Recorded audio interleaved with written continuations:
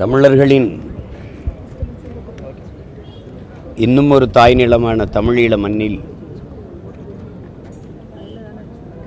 இன மக்களை கொன்றொழித்து எங்கள் தாய் நிலத்தை தனதாக்கி கொண்டு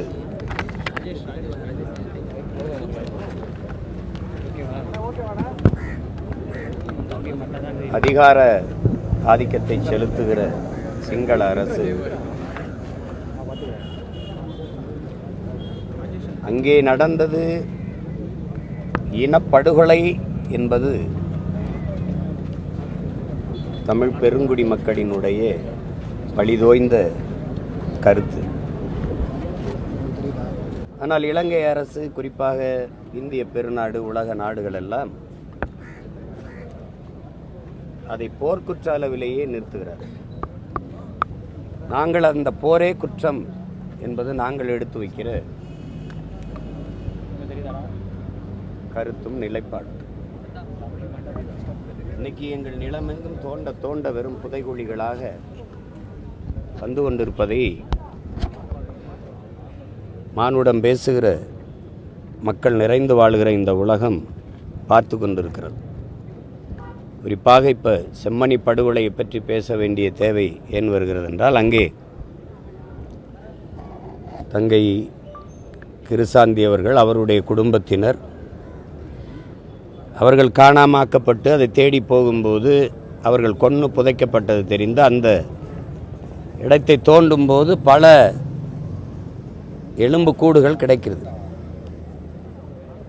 இங்கே தமிழகத்தில் தோண்டினால் எங்களுடைய தொன்ம அடையாளங்கள், எங்களுடைய பண்பாடு தெரிய வருகிறது. குறிப்பாக கீழடியிலே ஆதிச்சநல்லூரிலேயும் தோன்றினால் எங்களுடைய பண்பாடு தெரிய வருகிறது.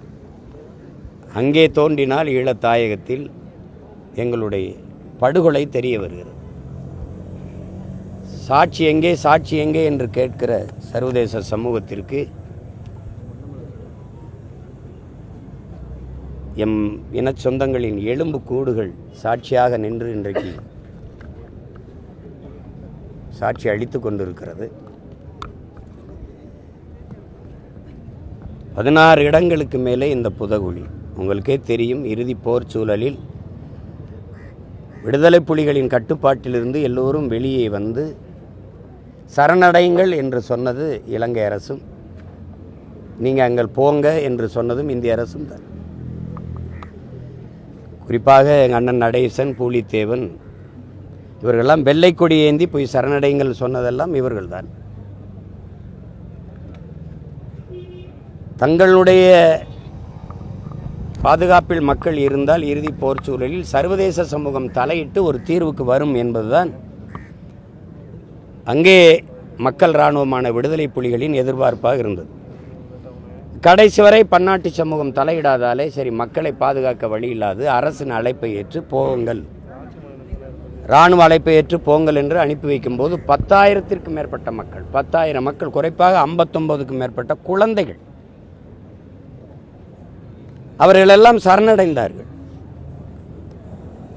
ஒருத்தர் கூட கேட்கல இன்னைக்கு அந்த 10,000 பேர் எங்க, அந்த குழந்தைகள்லாம் எங்க என்று. ராஜபக்சே பதவியாள முடிஞ்சு சிறிசேனா அவர்கள் வரும்போது இந்த கேள்வியை எழுப்பியதற்கு எல்லோரும் இறந்து விட்டார்கள் என்று ஒரே வார்த்தையில் பதிலை சொல்லி முடித்து விட்டார். இறந்து விட்டார்கள்னா எப்படி? பசி பட்டினி இல்லையா, இல்லை நோய்வாய்ப்பட்டா, இல்லை கொன்று புதைச்சிட்டீங்களா? ஒருத்தர் கூட மானுடம் பேசுகிறவர்கள், ஜனநாயகம் இதெல்லாம் சொல்கிறவங்களே ஒருத்தர் கூட பேசலை. தமிழ்நாட்டை ஆண்டு கொண்டிருந்த ஆட்சியாளர்களும் கேள்வி எழுப்பல, இந்திய பெருநாட்டின் அதிபர்களும் தலைவர்களும் ஒருத்தர் கூட பேசலை. எங்கடா 10,000 பேரும் எங்கடா காணாமங்கிற, பச்சிலம் குழந்தைகளோடு வந்து சரணடைஞ்சாங்களே, அவங்களாம் எங்கன்னு கேட்கல. இதுக்கு முன்னாடி ஒரு தடவை தோண்டும் போது இதே மாதிரி நூற்றுக்கணக்கான எலும்பு கூடுகள் வந்தது. அப்போ இலங்கை அரசு என்ன சொல்லிச்சுன்னா, அது 600 ஆண்டுகளுக்கு முந்தையதுன்னு. ஆனால் ஒரு குழந்தை சாப்பிட்ட பிஸ்கட் பாக்கெட்டு கவர் அங்கே கிடந்துச்சு. இது 600 ஆண்டுக்கு முன்னாடி இந்த மில்க் பிக்கிஸு இதெல்லாம் இந்த கவர்லாம் இருக்குதான்னா பதில் இல்லை. இப்போவுமே இந்த செம்மணியில் நம்ம தோண்டும் போது 90க்கும் மேற்பட்ட எலும்புக்கூடுகள் கிடைக்க வரும்போது அவங்க என்ன சொல்கிறாங்கன்னா, ஏன் அது இராணுவ வீரர்களின் எலும்பு கூட இருக்கக்கூடாதுன்னு அந்த சிங்கள தலைவர்கள் சொல்லி அதை திசை திருப்புறாங்க. பன்னாட்டு சமூகத்தின் பார்வைப்படக்கூடாது, சர்வதேச நீதி விசாரணைக்கு வந்துடக்கூடாது, அதனால் அது இராணுவ வீரர்களாக இருக்கக்கூடாது, அவர்கள் உடலாக இருக்கக்கூடாது, அவர்களுடைய எலும்பு கூட இருக்கக்கூடாதுன்னு பேசுகிறாங்க. எந்த இராணுவ வீரன் பைக்கூடோட போய் படுக்கிறான்? எந்த இராணுவ வீரன் பொம்மையும் தண்ணி பொத்தலை வச்சுட்டு புதைக்கிறான்? எந்த இராணுவ வீரனை புதைக்கிறாங்க? நீங்களே பார்க்குறீங்க, பைக்கூடோட நிற்கிற தம்பி அப்படியே எலும்பு கூட அதே பைக்கூட இருக்கு பாருங்க. இதெல்லாம் எப்படி வந்தது? இதையெல்லாம் இராணுவம் சொல்லுது, அந்த நாட்டு தலைவர்கள் சொல்கிறாங்க. ஆனால் ஒரு பன்னாட்டு சமூகம், இவ்வளவு பெரிய நாடு, இவ்வளவு மானுடம் பேசுகிற இவ்வளவு தலைவர்கள் இருக்கிறாங்க, ஒருத்தர் கூட இந்த கேள்வி எழுப்பணும்னு தோணலையா? எந்த இராணுவ வீரன் தாயின் கையில் இருக்கும்போது அப்படி செத்து போகிறான்? அந்த பள்ளிக்கூடத்துக்கு போகிற பையன் எந்த இராணுவத்தில் பணியாற்றியுமே? உயிரோடவே இந்த மக்களை புதைச்சிரு கொடுமையை பாருங்கள் எப்படி நடந்திருக்குன்னு. இது ஒரு கொடும் செயலை இந்த நூற்றாண்டில் எங்கேயுமே எந்த இனத்திற்கும் நடந்துராத ஒரு கொடும் படுகொலையை இலங்கை அரசு செஞ்சிடுச்சு, சிங்கள அரசு செஞ்சிடுச்சு. எங்களுக்குன்னு கேட்க நாதி இல்லை, எங்களுக்குன்னு அரசியல் அதிகாரம் இருக்கிற ஒரே நிலம் தமிழ்நாடு தான். இந்த ஆட்சி அதிகாரம் எங்களுக்கானது அல்ல, எங்களுக்கு எதிராக எங்களுக்கு துரோகமாக சிந்திக்கக்கூடிய செயல்படக்கூடிய அரசுகளாக இருக்குது. ஒரு வார்த்தை இதை பற்றி பேசுறதில்லை, ஒரு அறிக்கை இல்லை, ஒன்றும் இல்லை. இந்த அனுரா வந்துட்டா பெரிய தீர்வு வந்துருச்சுன்னு, எல்லா புரட்சி வந்துருச்சுன்னு. ஜனதாவிக்தி புரமுனாவால் தான் அந்த மண்ணில் கலவரமே வந்துச்சு.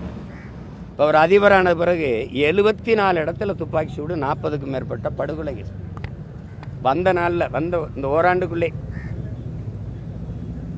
இதை யார் போய் கேட்குறது? யார் கேட்குறது?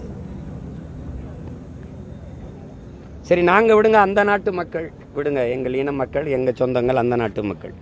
இந்த நாட்டு மீனவனை சிறைபிடிக்கிறதுக்கோ இல்லை இந்த நாட்டு மீனவனை சுட்டுக்கொள்றதுக்கோ இங்கே என்ன கேள்வி இருக்குது? என்ன நீதி இருக்குது? என்ன நியாயம் இருக்குது?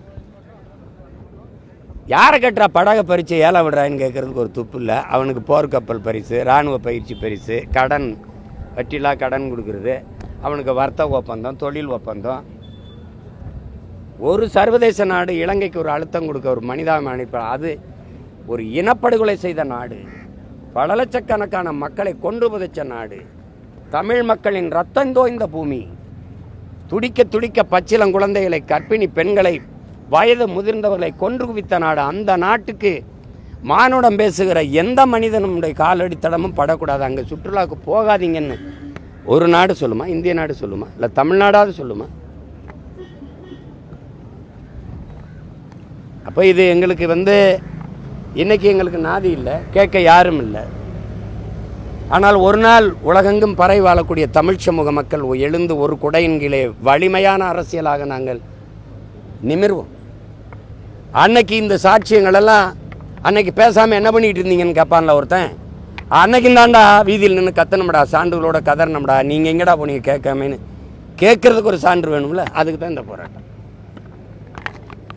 அதுக்கு தான் இந்த போராட்டம். அன்னைக்கு சட்டசபையில் அம்மையார் ஜெயலலிதா அவர்கள் முதலமைச்சராக இருக்கும்போது இலங்கையில் நடந்தது இனப்படுகொலை தான், ராஜபக்சே, கோத்தபாயெல்லாம் போர் குற்றவாளி, அவர்களை பன்னாட்டு நீதிமன்றத்தில் நிறுத்தி விசாரிக்க வேண்டும் என்று பதிவு செய்தது எங்களுக்கு வருங்காலத்தில் ஒரு ஆவணம். அன்னைக்கு இருந்த அரசு பாரா சட்டசபையில் தீர்மானம் போட்டிருக்கணும். அதுக்கு தான் இதெல்லாம். அன்னைக்கு என்ன பண்ணிக்கிட்டு இருந்தேன்னு எவனாவது ஒருத்தன் கேட்பான்ல, பெரிய அறிவாக இருந்த ஒருத்தன் கேட்பான்.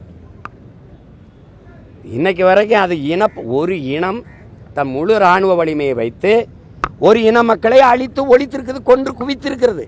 இதுக்கு என்ன சான்று வேண்டி கிடக்குது? அது இனப்படுகொலை. சிங்களர்கள் கொண்டிருக்கிறது தமிழர்களை, செத்தவன் முழுக்க தமிழன், கொன்றவன் முழுக்க சிங்களன், அதனால இனப்படுகொலை. இதுக்கு என்ன சான்று வேண்டி கிடக்குது? என்ன சான்று வேண்டி கிடக்குது? உலகெங்கும் அடித்து விரட்டப்பட்டு, தாய் நிலத்தில் ஆக்கிரமிக்கப்பட்டு, கொன்றொழிக்கப்பட்டு, குற்றுயிரும் குறையுமா ஓடி பல்வேறு நாடுகளை நாடற்ற ஏதிர்களாக போய் அண்டி ஒண்டி அகதிகளாக வாழ்வது தமிழர்களா சிங்களர்களா? ஜனநாயகம் பேசுகிற இந்த நாடுகள், குறிப்பாக இந்திய பெருநாடு, இந்திய இராணுவத்தில் தமிழர்கள் நாங்கள் இடம்பெற முடியும், சீக்கியர்கள் இடம்பெற முடியும், பஞ்சாப் எல்லாரும் இடம்பெற முடியும். குஜராத்தி, மராட்டி, மலையாளி, கன்னடர், தெலுங்கர் எல்லாரும் இடம்பெற முடியும். அது ஒரு நாட்டு இராணுவம் என்று சொல்வதை ஏற்கலாம். ஆனால் இலங்கையில் தமிழர்கள் அந்த நாட்டு இராணுவத்தில் நாங்கள் இடம்பெற முடியுமா, இடம் பெற்றிருக்கிறோமா? இந்த கேள்விக்கு ஆற்ற பதில் இருக்கு. ஒரு நாட்டு இராணுவத்தில் ஒரு இன மக்கள் இடமே பெற முடியாது என்ற நிலை இருக்குமானால் அந்த நாட்டு இராணுவம் இந்த இன மக்களை எப்படி பாதுகாக்கும்? அதே இராணுவ வலிமை ஆயுத பலத்தை கொண்டுதான் என் அக்கா தங்கைகளை ஆயுதத்தை காட்டி உயிரை காட்டி அச்சுறுத்தி வன்புணர்வு செய்து கொண்டு குவித்தது. தொண்டை குழிகள் ஒன்றி துப்பாக்கி செலுத்திட்டு உனக்கு உயிர் வேணுமா உரிமை வேணுமானா எவன் உரிமை வேணும்னு சொல்லுவான்? இது எந்த மாதிரி அணுகுமுறை? விழுக்காட்டு அடிப்படையில் 60 விழுக்காடு சிங்களர்கள், இந்த 40 விழுக்காடு அந்த இராணுவத்தில் தமிழர்கள் இடம்பெற முடியும் என்கிற நிலை இருந்தால் விடுதலை புலிகள் என்கிற ஒரு இராணுவ கட்டமைப்பு உருவாகியிருக்க வேண்டிய அவசியம் ஏன் வருது? அப்ப எந்த இராணுவத்தை வைத்து அழித்து ஒழிக்கிறானோ என் இன மக்களை, அதே ஆயுதத்தை எடுத்து என் இன மக்களை பாதுகாப்பதை தவிர வழி இல்லை என்ற நிலைக்கு தள்ளப்பட்ட பிறகுதான் எங்கள் தலைவன் ஆயுதம் எடுத்தார். எங்கள் தலைவன் ஆயுதம் எடுத்தது பயங்கரவாதம் என்றால் அந்த ஆயுதத்தை பிரசவித்தது சிங்கள அரச பயங்கரவாத தாய் என்பதை அறிவார்ந்த மக்கள் ஏன் அறியல? ஏன் அதை பேச தயங்குறீங்க?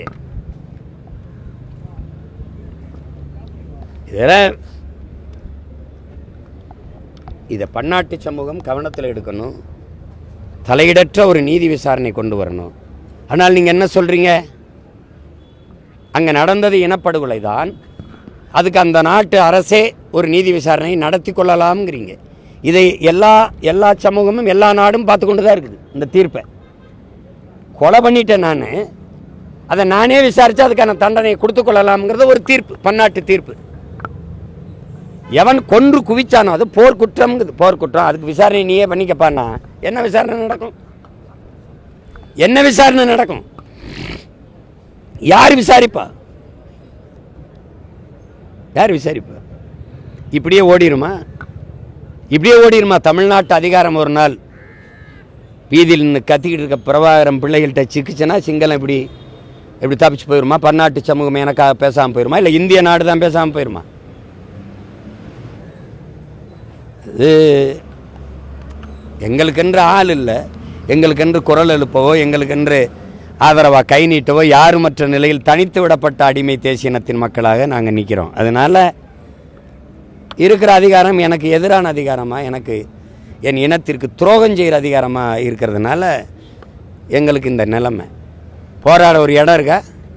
எங்கே ஆளே நடமாட்டம் இல்லாத அங்கே போய் கத்திக்கிட்டு போடாங்கிறேன். இப்படி தான் ஆர்எஸ்எஸ் பேரணிக்கு அனுமதி கொடுத்தீங்களா? நீங்கள் கூட்டம் நடத்தினா இந்த சிவானந்த காலனி இந்த இடத்துல தான் போடுவீங்களா? இந்த சாலையில் தான் போடுவீங்களா? அப்படி தான் போடுவீங்களா? எல்லாத்தையும் இழந்துட்டோம், கொன்று ஒழிக்கப்பட்டிருக்கோம். அதுக்கான நீதி உரிமையை கேட்டு கத்தி கதறக்கூட நின்று போராட ஒரு இடமற்ற நிலையில் நிறுத்தி வைக்கப்பட்டிருக்க அடிமை, கேவலமான அடிமை மைன மக்களாக நாங்கள் இருக்கோம்.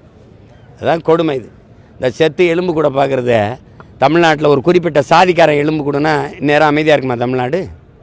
இல்லை ஒரு மதத்துக்காரன் எலும்பு கூடனா அமைதியாக இருக்குமா தமிழ்நாடு? செத்து கிடக்கிறவன் தமிழனா செத்து கிடக்கிறதுனால தமிழனா யாரோ தமிழனா அப்படின்னு போயிட்டுருக்கான். இதுதான் இந்த இனத்துக்கு நேர்ந்த பெரும் கொடுமை, வரலாற்று பெரும் துயரம். இதுதான் இது எங்கள் வழியை கடத்த வழியில் உலகம் பூரா இருக்கிற என் மக்களுக்கு எங்கள் கத்தலும் கதறலும் எங்கள் மொழியும் சற்று ஆறுதலாக இருக்கும், அதுக்காக தான் இந்த ஆர்ப்பாட்டம். பிரதமரின் 2 நாள் பயணமாக இன்னைக்கு தமிழகம் வந்து வராரு. அவருடைய வருகை எப்படி பார்க்குறீங்க?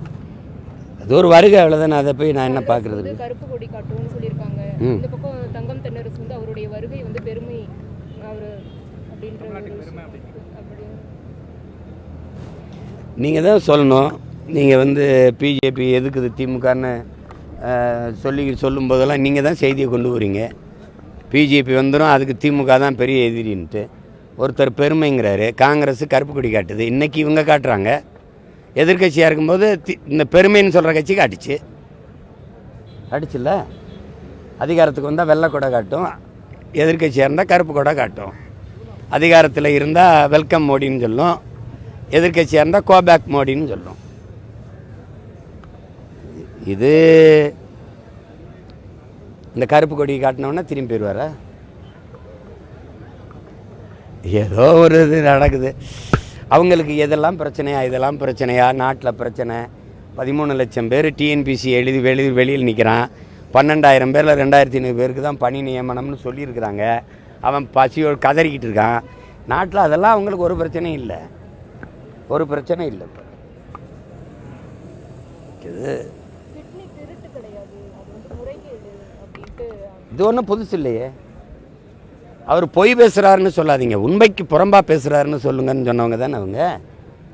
அவர் பேசுகிறது பொய்ன்னு எப்படி சொல்கிறீங்க? உண்மைக்கு புறம்பாக பேசுகிறார். அவர் அந்த பெண்ணை கற்பழிச்சிட்டார் அப்படியான்னு சொல்கிறீங்க? அவர் உடல் இச்சையை தீர்த்து கொண்டார், அப்படி தான் நீங்கள் சொல்லணும். மாண்புமிகு நிதியமைச்சர் நமக்கு என்ன சொன்னாங்க? 9,000 கோடியோட விஜய் மல்லையா ஓடி போயிட்டான், 16,000 கோடியோட நீரவ் மோடி ஓடி போயிட்டான், 6,000 கோடியோட லலித் மோடி ஓடி போயிட்டான், இப்படி பண்ணிட்டாங்களேன்னு கேட்டதுக்கு அவங்க என்ன சொன்னாங்க? அப்படிலாம் சொன்னாதீங்க, ஏமாற்றிட்டு ஓடி போய் விட்டார்கள் என்று சொல்லாதீர்கள், முதலீடு செய்து தோற்று போனார்கள் என்று சொல்லுங்கள். நான் கேட்டேன், அம்மா எனக்கு ஒரு 1000 கோடி கொடுங்கம்மா, நானும் முதலீடு செஞ்சு தோற்று போகிறேன்னு கூட சொன்னேன். அது மாதிரி இது திருட்டுன்னு எப்படி சொல்லுவீங்க? ஒரு எப்படி சொல்கிறது, முறைகேடு. முறைகேடு நீங்கள் அப்படி தான் சொல்லணும், முறைகேடு அப்படி தான் சொல்லணும். இதெல்லாம் புதுசா இந்த மாதிரி இவங்க பேசி இப்படியே மக்களை ஏமாற்றி அதை என்கிட்ட போய் கேட்குறீங்க? எதையா நீங்கள் தான் மக்கள்கிட்ட ஒரு விழிப்புணர்வை ஏற்படுத்தணும். இப்படி இந்த மாதிரி இருக்குடா அந்த நிலைமைன்னு. நீங்கள் அதை விட்டுருவிய. இவர் முந்துவாரி இவருக்கு 58 விழுக்காடு போடுறாங்க, இவருக்கு 78 விழுக்காடு. நீங்கள் சொல்கிறத பார்த்தா தமிழ்நாட்டில் உங்கள் கருத்து கணிப்படி 200 விழுக்காடு வாக்குப்பதிவாகணும். ஒவ்வொருத்தருக்கு 70 இருக்குன்றீங்க, 50 இருக்குன்றீங்க, 60 இருக்குன்றீங்க. வேற ஏதாவது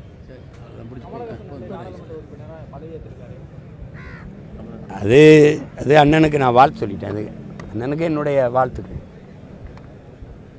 திமுகவின் திருட்டுகளும் உருட்டுகளும் அப்படின்னு இபிஎஸ் வந்து பிரச்சாரத்தை முன்னெடுத்திருக்காரு. அந்த பிரச்சாரத்தை எப்படி பார்க்குறீங்க? இது கொஞ்சம் முடிஞ்சோடனே அவங்க வந்து அதிமுகவின் திருட்டுகளும் உருட்டுகளும்னு ஆரம்பிப்பாங்க. நாங்கள் ரெண்டும் திருன்னு இருட்டுக்குள்ள நின்று நாங்கள் மக்கள் முழிச்சுக்கிட்டு இருப்போம். இந்த உருட்டு தானே 60 வருஷமாக நடக்குது தங்கச்சி. இவங்களை சொல்கிறது, அவங்கள சொல்கிறது. திமுக செஞ்ச அக்கிரமங்கத்தில் ஜெயா டிவியில் அல்லது நியூஸ் ஜேயில் பாருங்கள், அதிமுக செஞ்சதை இந்த திமுக காரங்க தொலைக்காட்சியில் பாருங்கள். இது என்ன இது? தனித்து களம் காணக்கூடிய நாம் தமிழர் கட்சியோட வேட்பாளர்கள் பட்டியலை எப்போ எதிர்பார்க்குறோம்? அவசரம் மாநாடு போட்டு அறிவிக்கிறேன், கொஞ்சம் காத்திருங்க. நன்றி.